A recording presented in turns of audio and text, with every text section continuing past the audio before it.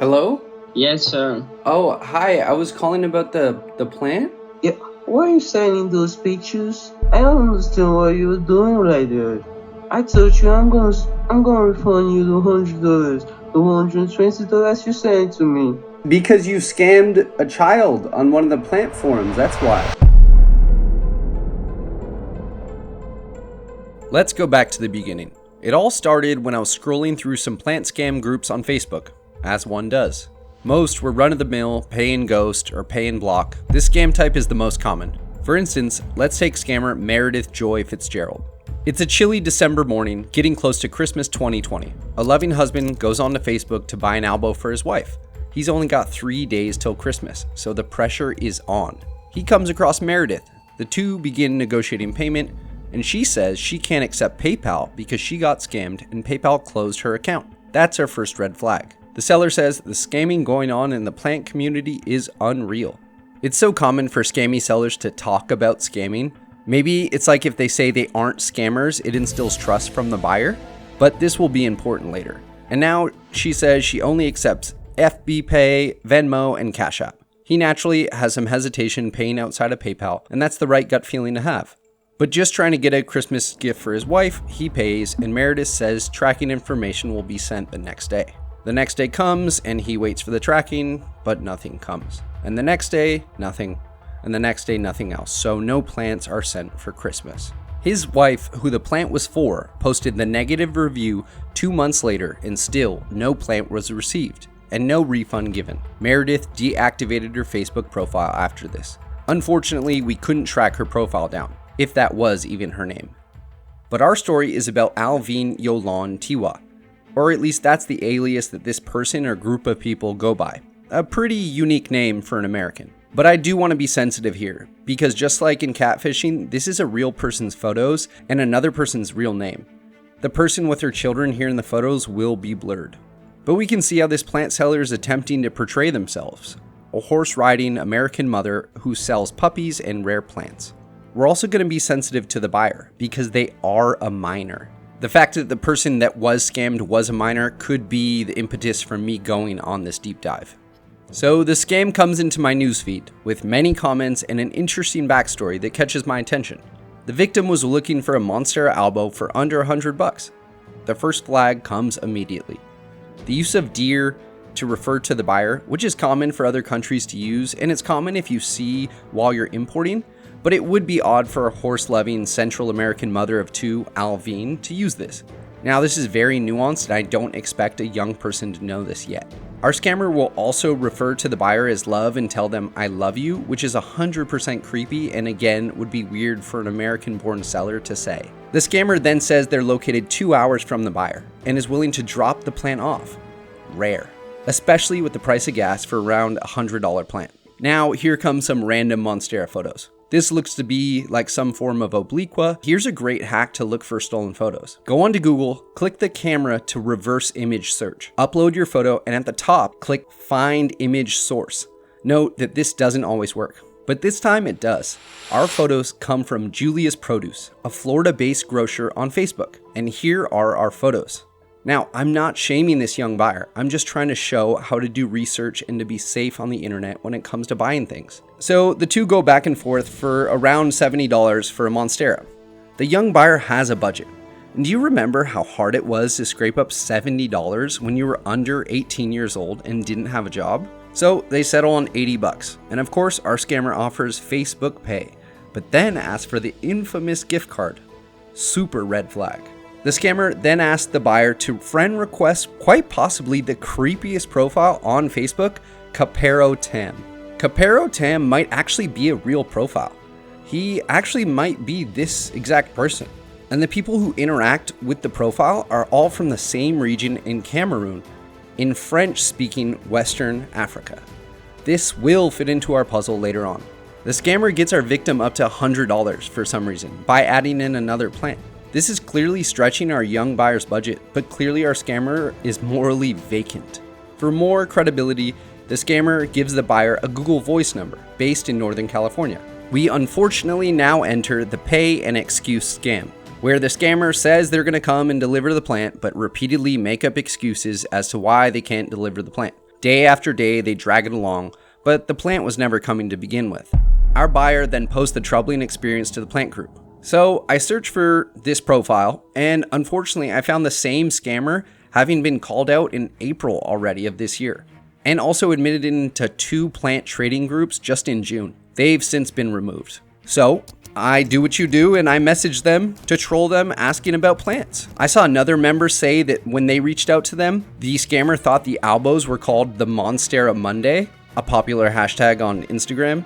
So I asked if they sold rare plants, such as the MONSTERA Monday. Sure enough, they replied with stolen photos of someone's ALBO. They wanted $200 for it. This time they were located in California. They again gave me the same Google Voice number for credibility. I asked for reviews and they gave me 2 ghost profiles, which all had a similar structure with some cheesy intro line on each of them, none of them having locations, many friends, and really low resolution images with weird captions. And each photo was liked by the same group of fake people.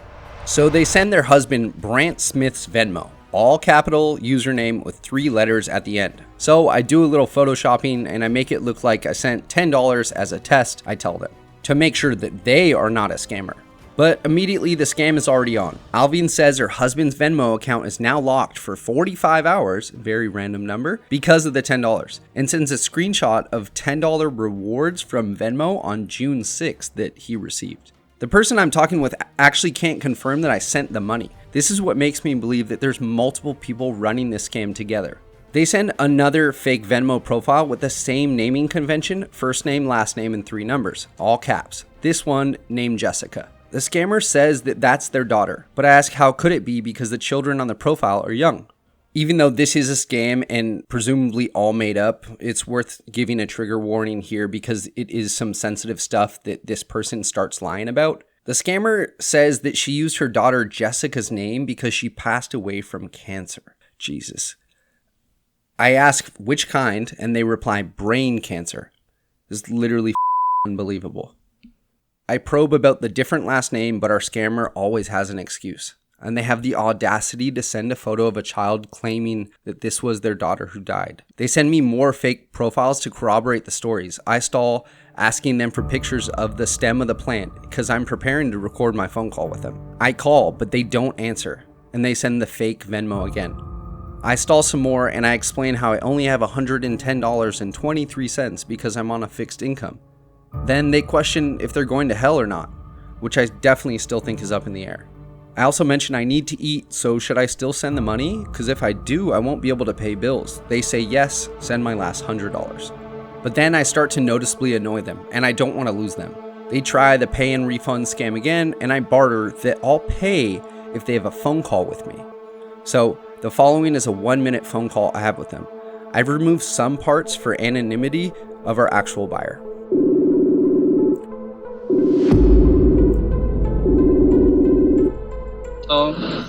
Hello? Yes, sir. Oh, hi. I was calling about the plant. I. Then what I was saying was like, you made deposit of $100, so I'm gonna refund everything to you. I'm gonna refund you $120. Okay, so you'll refund me after I send the 100. Yeah, I'm gonna refund everything. The $120, I'm gonna refund everything. I promise. Okay, but I thought that I was talking to Alvine, who's a woman. Hello? Yeah, I'm a woman. You're a woman? Yeah. Okay. Okay, so you'll send me the plant after I send you the money? Yeah, I'm sending the plan. I refund by the $120, I swear. Okay, and you're in what part of California? Which part of California? You want the Aglador?